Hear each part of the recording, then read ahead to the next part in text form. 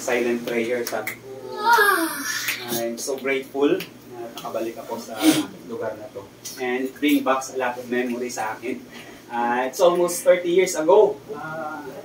8 years old ako noon hanggang 9. Grade 2 and grade 3. Tumira ako sa bahay na to. At naging part ng Channel of Blessing. And this place and this church has been a great channel of blessing on my part. No? Of course, apat na magkakapatid na to, parang mga atid kuya ko to. Si Inday, sandaan pag ikinikis yung paa niya. Mga ganon. At iyan, the best na Sunday school teacher yan. Kuya Wawi, of course, galawang mula noon mga galawang ano pa rin, no? Of course, si Ate Car na mapagmahal at mahalaga atin, no? So, Mami Belen and of course, no, Uncle Manny has been a great disciplinarian at Auntie Belen, no? And of course, this church has been a great blessing on my part. That is why, sarap balikan yung mga memories, no? And church and place has been a great part of my life. I could say, no, kung ano ako ngayon at kung anong mga naratibo sa buhay at kung ano yung mga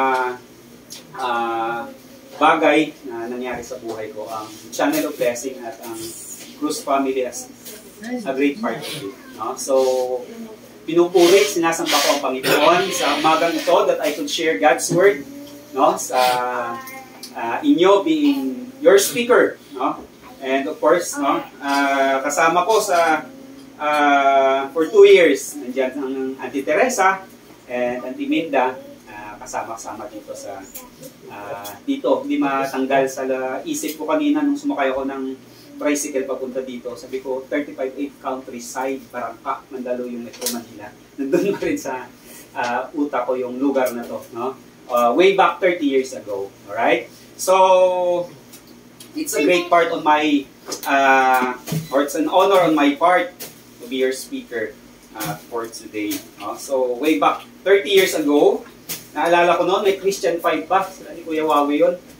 5 silang mga lalaking Kristiyano sa Channel of Blessing. Nandun pa yung simbahan. Ang galing. But well, marami nang nangyari. But one of the great thing we could appreciate God is that Channel of Blessing still exists in spite of what happened from the past. And of course, no, yun naman yung importante. Hindi naman basihan kung ano kalaki o ano karami. Yung importante, nagpapatuloy sa gawain ng Panginoon. Alright? So, we praise and thank God for your life, no? Sa Cruz family na pinagpatuloy ang church ng Channel of Blessing. And on the other hand, isang malaking encouragement sa atin. Yun nga kanina, yung prayer na tayo maging blessing, maging Channel of Blessing sa lugar na ito. So, naalala ko, may dalawang way to grow a church. Una, yung tinatawag na biological growth. Yung biological growth is that kung ang mga members sa church ay magsipag-anakan at dali natin ang buong family sa church, yung church ay nag-grow biologically. Kaya nga lang yung nangyari sa atin, tigda 2 anak lang naman tayo. Kami, 2 lang. Si Auntie Teresa, nakadalawa rin. At iyan, 2 lang. So yung growth ng church, medyo may katagalan. Subalit, of course, no, grow siya. Alright? So, tawag doon is biological growth. Yun yung ginagawa ng isang kaibigan ko doon sa Capiz. Nagpapastor sa at nagpapayoniering workshop. Yung anak niya, 8. Di after 10 years, may sigurado na siyang 8 member. Pero supportive pa. No? At later, kung makapag-asawa yung 8 niya, di magiging 60 na. And then yung 8 pamilya na yon, kung magka-anak din, times 3 na. So, biological growth yun. Alright?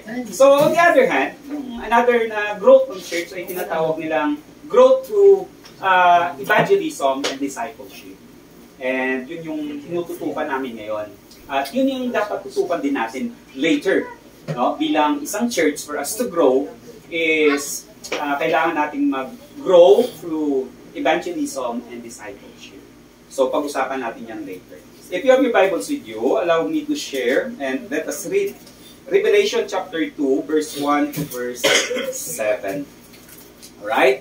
Basahin ko at pakisundan na lang po ng mga mata. Revelation chapter 2, verse 1 to verse 7.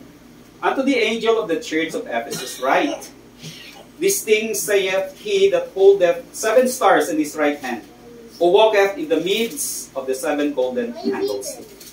I know thy works, and thy labor, and thy patience, and how thou canst not bear them which are evil, and thou hast tried them, which say they are apostles and are not, and hast found them liars, and hast borne, and hast patience, and for my name's sake hast labored, and hast not fainted. Nevertheless, I have somewhat against thee, because thou hast left thy first love. Remember therefore from which thou art fallen, and repent, and do the first work, or else I will come unto thee quickly, and will remove thy candlestick out of his place, except thou repent. But this thou hast, and thou hast hatest the deeds of the Nicolaitans, which I also hate. He that hath an ear, let him hear what the Spirit saith unto the churches. To him that overcometh will I give to eat the tree of life, which is in the midst of the paradise of God. May the Lord bless the reading of His Word. Let us pray. Gracious God and loving Father, we thank you, Lord, for the opportunity. Once again, we could ponder upon your Word. And for this reason, we would like to ask for the leading and for the guidance of the Holy Spirit to give us enough wisdom and understanding. Lord, we pray, bigyan mo kami ng a heart that would willing to listen, to be rebuked, and we could find some blessings from your word. May each and every one of us, dear Father, would be blessed from your word. May your name be glorified in our midst, and each of us would be satisfied. Bless us, Lord, in Jesus' name. Amen. Okay, medyo kailangan akong magsalita ng Tagalog, but mimix ko na lang, total, nakakaintindi naman ng lahat ng Ilonggo, Tagalog, or Taglish. Alright? So, restoring a lost love. Ito yung paksa natin sa umaga nito. On how to restore a lost love. So, ang Ephesian church was started by Apostle Paul and then later, pastored by young Timothy. Yung nangyari sa Ephesians ay ganito. Anyway, yung Ephesian church, no? Isa sila sa mga sikat at kilalang iglesia. Most especially sa 7 churches na sinulatan ni John sa Book of Revelation. Now, titingnan natin kung anong problema at kung anong mga bagay makikita natin sa Ephesian church and what are the things that we could apply in our life being Christian and in our church dito sa Channel of Blessing Baptist Church. Ano ang mga makikita natin, no, sa Ephesian church, and at the same time, ano yung mga pwede natin i-apply dito at matututunan natin sa Ephesian church at ma-apply natin dito sa Channel of Blessing Baptist Church and most especially sa ating mga buhay bilang mga Kristiyano. Alright? So, restoring a lost love. Isa sa mga bagay that the most important thing, once we serve the Lord sa ating pagsasamba at kung gusto natin mag-serve sa Panginoon, the most important thing I could say is what we call love. Yung pagmamahal para sa Panginoon is very important. Nung si Prophet Samuel, propetang si Samuel ay sinabihan ng Panginoon na pumunta sa bahay ni Jesse para i-anoint ang magiging hari ng Israel. Nang nakita niya ang unang anak, gwapo, matipuno, at bagay na bagay maging isang hari, sabi niya, Panginoon, ito na. Panginoon, hindi yan. Nung ikalawa, sabi niya, for sure, Panginoon, ito na. Makisig, pogi, at pwede talagang maging hari ng Israel. Sabi ng Panginoon, hindi pa rin. To the point na grabe na yung tanong ni Prophet Samuel. And then sabi ng Panginoon kay Prophet Samuel ganito, Hoy Samuel, no? Kung ang mga tao ay tumitingin No? Sa panlabas, ako na Panginoon ay the Lord looks at the heart.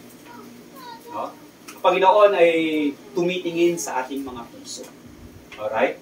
Kaya nga si David was known to be a man after God's own heart because the heart of David is so pure when he is serving God.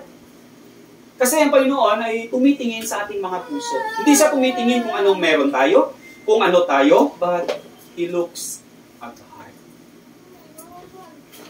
Ang greatest commandment ng Panginoon, which is to love the Lord your God with all your heart, with all your soul, and with all your mind. And the second greatest commandment is to love our neighbor as ourselves, was questioned.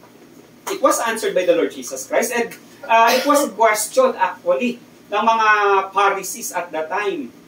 Sabi nila, ano po yung pinaka-importanting utos? Well, at the time, yung tinitingnan nilang mga utos is yung law ni Moses. Alright? Ang mga scribes, ang mga Pharisees, were known to be hypocrites, and sa ulado nila, memorize nila ang lahat ng mga utos. Memorize nila ang book of the law, no? From Genesis, Exodus, Leviticus, Numbers, and Deuteronomy, which is also known as the book of Moses. Simula ng mga maliliit pa sila hanggang lumaki sila at naging doctor sila of the law, alam nila lahat yon. And still they ask Jesus, ano po ba yung pinaka-importanting utos?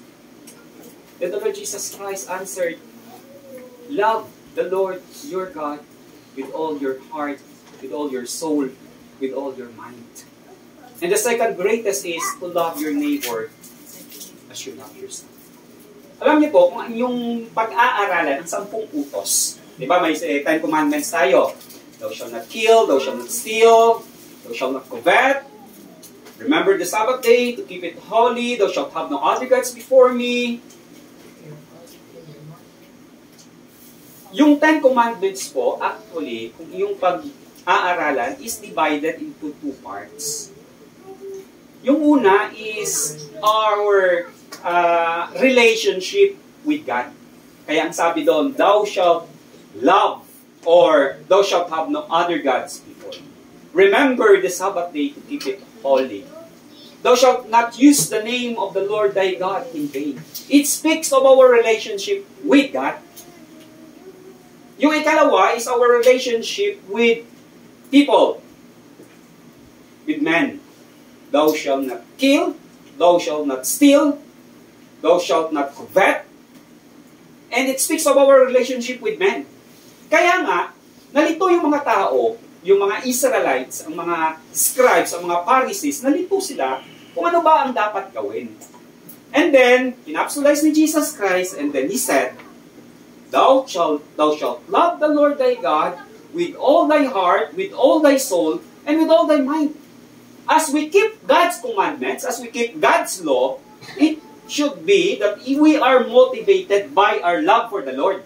Amen. If you want to go to church, let it be that your motivation because you come to the church because I love God, not to keep the law. Keeping the law will motivate us because we love God above all. So loving God above all is the greatest thing to do. Because when you love God, then you will follow and you will obey God's law. When you love your neighbor as you love yourself, when it will motivate you not to kill, not to steal, not to destroy, not to covet, because you are motivated by the love for your neighbor. Yun kasi yung pinaka-importanting bagay when we serve the Lord is that we are motivated with love. Because love covers all things. Love is the best at ang pinaka-importanting bagay when we serve God. Now, nagka-problema actually ang Ephesian Church dito sa bagay na to. Dito sila nagka-problema. But well, kung ating pag-aaralan kung ano ang Ephesian Church, napakagaling nila. And to the angel of the church, sabi dito sa Revelation chapter 2, and to the angel of the church of Ephesus write, These things saith he that holdeth the 7 stars in the right hand, who walketh in the midst of the 7 golden candlesticks. Sabi niya, I know thy works, and thy labor, and thy patience, And hast thou cast not fear them which are evil, which hast tried them which say they are apostles and are not, and hast found them liars. Ang verse 1, it speaks about the angel of the church of Ephesus. Another word for angels, or ang mga angels, no, were known to be as messengers. Alright? And messengers, no, it does not speak sa literal na mga angels dito, but he is speaking about the pastor of the church of Ephesus. Alright? Ang pastor ng church doon, kasi yung pastor doon were also known to be as messenger. Messenger of God's word. But when we talk about angels, ang meaning ng angels or angelos is messengers. No? Kagaya ni Hermes. Kilala niyo si Hermes? Messenger of the gods. Hindi mga bag, ha? But si Hermes was known to be the messengers of the God. Angelos tawag sa kanya. But when we talk about angels sa Bible, yung mga appearance ng mga angel actually, they have sent by God to bring messages. And our pastor, we're called by God to deliver His message to us. Alright? So, he is speaking about the pastor of the church of Ephesus at the time. And then, sabi niya, I know thy works, and thy labor, and thy patience. So, Jesus Christ over here, speaking about that He knows what is happening in the church. He knows your labor. He knows your patience. He knows what is happening in His church. Because we are very important in the sight of the Lord Jesus Christ. Kasi sabi nga, kita tayo ang mga bride ni Jesus Christ, ang church. And that is why the church is very important in the Lord Jesus Christ. Importante sa Kanya ang church. And it does not speak of the building. No?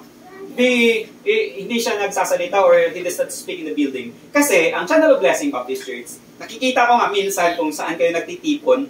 At para sa iba, ay bakit sa iba-ibang place sila? It does not matter actually. The place does not matter. For the church is the one who are gathered together para magsimba sa Panginoon. Ang tao, ang church. Kaya kahit saan kayo magtipon, bilang mga believer ng Panginoong Jesus, you are the church. And this is not the building. Is the hindi itong lugar na ito ang Channel of Blessing Baptist Church because it is you who build the church. And because of it, the Lord Jesus Christ knows everything, what is happening in His church, in your life. Alam ng Panginoon kung ano ang mga kabigatan mo sa buhay, ano ang problema mo, ano ang mga nais mo, ano ang pinag-pray mo. He knows it. And sabi niya dito, I know their works. He is holding the 7 stars, and of course, He walketh in the midst of the 7 golden candlesticks.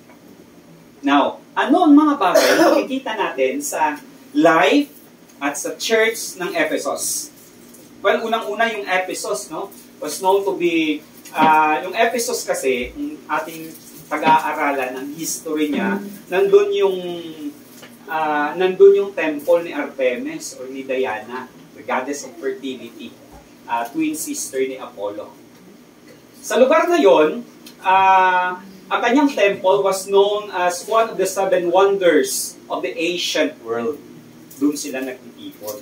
Grabe yung mga religion nila doon. Grabe yung mga belief nila doon. And one of the best thing na ma-recommend dito sa Ephesian Church at mga Ephesian believers, because lahat ng mga bagay na ginagawa nila noon, tinalikuran nila lahat. They have repented, no? Yun yung salitang repent. To turn away from it. No? Yun yung tinatawag na repent. Kasi sa Bible, maraming meaning yung word na repent. Just like for example, sa nangyari kay Judas, no? When the Bible said, it repented Judas that he has betrayed the innocent blood. Ang repent na tinatawag na ginamit doon is remorse. To feel sorry. Na-feel sorry lang siya. Nasad siya kasi ibinenta niya si Jesus. It repented Judas. So, remorse yun. He feels sorry. Pero di siya nagsisi. Hindi niya tinalikuran yung ginawa niya. Yung tinatawag sa Bible na repent is to turn away from it. tinalikuran niya. And then, yung ginawa ng mga Ephesian believer at that time, they repented on what they are doing. No? Nagsisimba sila kay Diana. Grabe yung mga ginagawa nila doon sa temple. And they repented. They turned away from it and they served God. Grabe yung Ephesian church. Grabe yung kanilang labor. Grabe yung kanilang works. Grabe ang kanilang patience. So, they are doing everything just for the sake of serving God. At napaka-importante that once we serve God, meron tayong tinatawag na labor. Meron tayong ginagawang work. Nag-i-exert tayo ng tinatawag na energy. Of course, no, sabi noon sa science, no, energy is the capacity to do work. So when you put energy in everything you do, you are making some work. You are having a labor. At ang Ephesian believer is recommended of what they are doing for the sake of the Lord. Gumagawa talaga sila ng something na makikita mo na nagsasacrifice just for the sake of serving God. It is very important for us that once we serve God, we put an effort, energy, capacity to do work, labor, and we are doing something. Doon sa amin, tinatawag yan ng mga member na porpoise. Porpoise kasi uso yung mga porpoise ngayon. Sabi nga sa balita nung Friday, yung porpoise gagawin na lang daw bigas kasi mga tao naghihintay na lang sa pera, gawin na lang bigas para sigurado. So sa church may mga porpoise doon. Sabi doon sa Ilonggo is pongko, pamate, pule, pasaway. Mga member na porpoise, no? Upo lang, no? Pongko, makinig, pamate, pule, no? Umuwi, pagkatapos magpasaway buong linggo, porpoise. So hindi dapat ganoon. The church must put an effort, is doing something for the sake of the Lord. There must be something as sacrifice. At one of the best thing na makikita natin sa buhay ng mga Kristiyano doon sa Ephesus because grabe yung labor of love nila. I mean, yung labor nila, yung works nila, yung patience nila. No? Grabe yung patience. Alam naman natin na napaka-importante ng salitang patience in serving the Lord. Most especially kung hindi ka nakatulog ng mabuti kagabi, tapos yung sermon ni pastor, medyo matagal. Naku, it needs a lot of patience. Sa simbahan, minsan may mga bata na tumatayo-tayo, lumalakad-lakad, kalimama umihi sa isang sermon. Naku, it takes a lot of patience. But, most of all, it is very important that we are patient enough as we worship God. Sa ating pag-work, and when we are doing something for the Lord, it needs a lot of patience. In praying, we need a lot of patience to wait. For waiting means patient. Importante yon mga kapatid. Kasi hindi naman nangyayari ang mga bagay-bagay sa isang tulog lang. For us to grow, to become more mature, it needs a lot of patience. Magpalaki ng bata, it needs a lot of patience. It needs a lot of prayer. Importante yun. So, napakaganda because itong mga Kristiyano dito sa Ephesus, meron silang patience. They work, they labor, and they have patience. And then, ano pa? Sabi dito sa verse 3, and has borne and has patience for my name's sake, and has labored, and has not fainted. And then, isa sa mga bagay na makikita natin dito, in verse 6, but this thou hast, that thou hast hatest the deeds of the Nicolaitans, which I also hate. Yung mga Nicolaitans dito, mga kapatid, ito sila yung mga follower ni Nicolas. Si Nicolas, way back sa Book of Acts, yung mga pinili na maging deacon sa church. Si Nicolas, mga kapatid, napunta sa mga maling turo. Alright? Yung ginagawa nila, pumapasok sila sa mga churches and they are introducing sa bagong doctrine. Yung mga doktrina na tinuturo nila, mga doktrina na kung saan liniligaw nila ang landas ng mga churches at the time. So, pumapasok sila sa church, nag-i-introduce ng ganitong bagong doktrina, bagong pagtuturo, and then, yung church mahuhulog na sa tinatawag ng mga apostasy. So, beware tayo dyan. No? Ngayon, marami ng mga churches, maraming mga nag-i-exist na mga Christian churches, but some of them were leading to what we call apostasy. No? Yung maganda dito sa Ephesian Church, because nang pumasok yung mga Nicolaitans sa church nila, alam nila kung ano ang tinuturo ng mga Nicolaitans. Meaning, they know their doctrine. They know the truth. They know what the Bible speaks. Alam nila ang katotohanan. And that is why they were not misguided, misleaded, kasi itinaboy nila itong mga Nicolaitans. And it is very important for us, as we serve the Lord, that we know our doctrine. Kailangan alam natin kung ano ang doctrine natin. Alam natin ang mga important doctrines, most especially sa salvation. No? Minsan, baka maligaw tayo ng landas sa mga itinuturo, yung nakikita natin sa TikTok, nakikita natin sa Facebook, yung tinuturo ng mga kung anong pastor, akala mo ang galing-galing, akala mo ang ganda, yung pala, misguided ka na.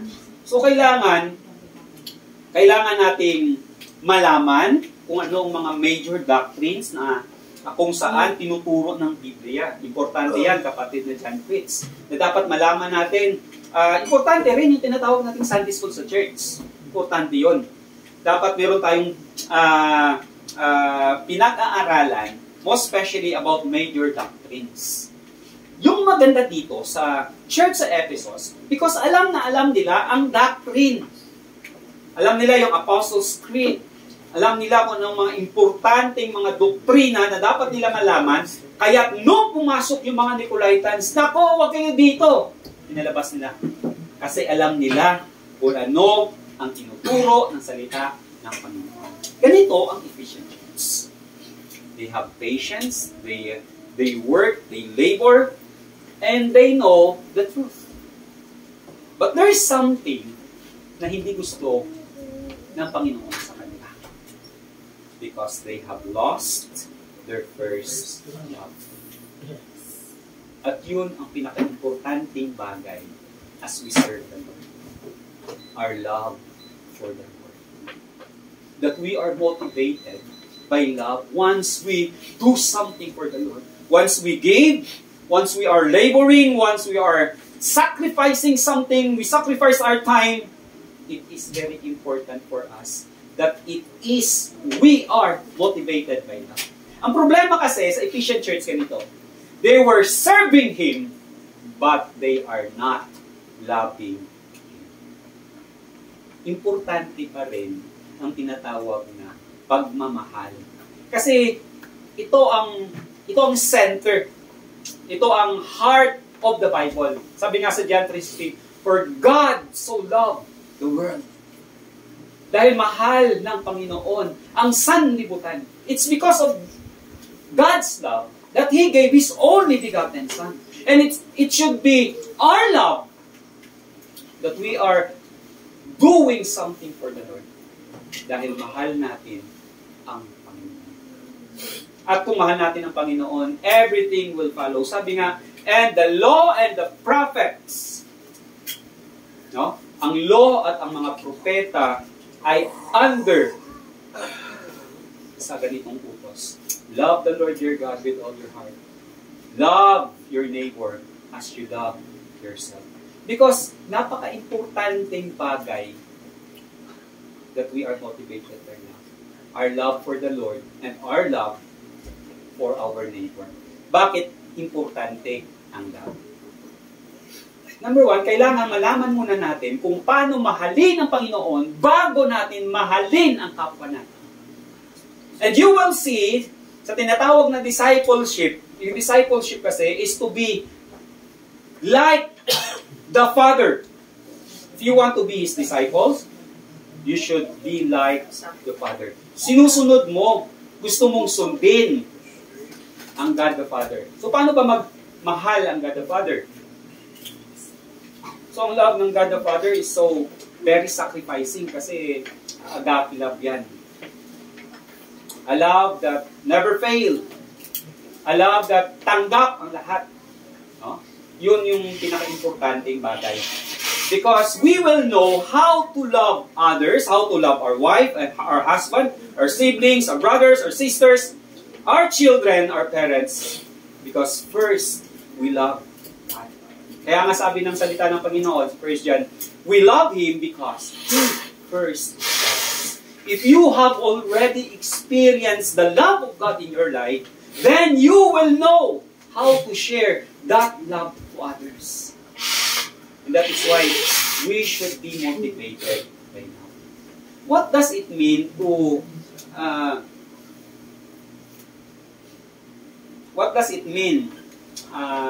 lose your first love sa Panginoon? You lost your first love daw when you give to the Lord's work na may panghihinayang. You lost your first love daw when you go to church not being ready. Yung ating mga damit, yung ating mga ibibigay sa Panginoon, yung ating mga oras, when you are not ready, of course, mga palatandaan yan that your love for the Lord, your first love to the Lord, ay nawawala na. Unting-unting nawawala. Kung may ka-date ka, of course, no? Mahal na mahal mo. Siyempre, February 14, special na araw yan. Alam mo matraffic, magiging early ka pa. Mahal mo eh. Kaya nga may usapan kami ni John Fitz kahapon, sana pupunta kami sa puntod ni Papa Mon, kaso napunta siya sa Cavite. Mahal niya eh. Well, yun talaga ang pagmamahal. Inuuna natin. Kaya, mahal natin ang Panginoon, napaka-importante na i-restore natin ang ating love for the Lord. Alright? So, we need to restore our first love. We should be motivated by our love for the Lord. And secondly, after ma-restore ang ating love for the Lord, we must radiate our love for the Lord, makikita the way we love our neighbors. If you really love the Lord, na hindi natin nakita, we must show that love to our fellow Christian, to our family, to our parents, to our siblings, to each and everyone, to our neighbors. Let them know that they are loved by God as you love them, as you love yourself. Importante yon mga kapatid. Importante that una, dito sa loob ng church, tayo ay magmahalan. No? We watch each other's back. Importante yan. Sa amin tinatawag yan, we should watch our others back, each other's back. Hindi nga kita-kita maglinibak. No? Backfighting tawag doon. No? Libak. We watch each other's back. We pray for each other, we love each other, we support each other. Secondly, after that, na mahal na yung sa loob ng iglesia ay nagmamahalan, doon na tayo lalabas. Alright? Doon na natin ipakikita at ipapafeel ang pagmamahal ng Panginoon sa lugar na ito. Just try to imagine, ilang taon na yung church na to. But well, yun nga sabi ko kanina, hindi naman basihan kung gaano tayo karami. Yung basihan ay tayo nagpapatuloy at tayo lumalago. Pag lumago na ang ating mga maturity as Christians, doon na tayo lalabas.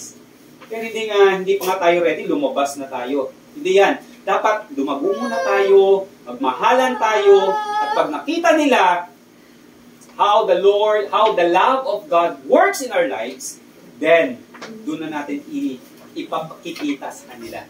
And let your light so shine before men that they may see your good works and glorify your Father which is in heaven. Napakaganda, napakasarap na nagmamahalan ng iglesia, ang kapatiran. So una, we should love God above all. Importante yan. Kung hindi mo ma-feel, hindi mo pa mapakita kung gaano mo kamahal ang Panginoon, it should be started today. Love God above all, and love your neighbor as you love yourself. Ngayon, wala nang Ephesian church. They did not exist. Or I mean, hindi na sila nag-exist as a church naman. Alam niyo kung bakit?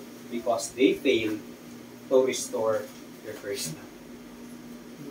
Only ruins of Ephesian church na lang natira. But wala nang Ephesian church na. Because they failed to restore their first love.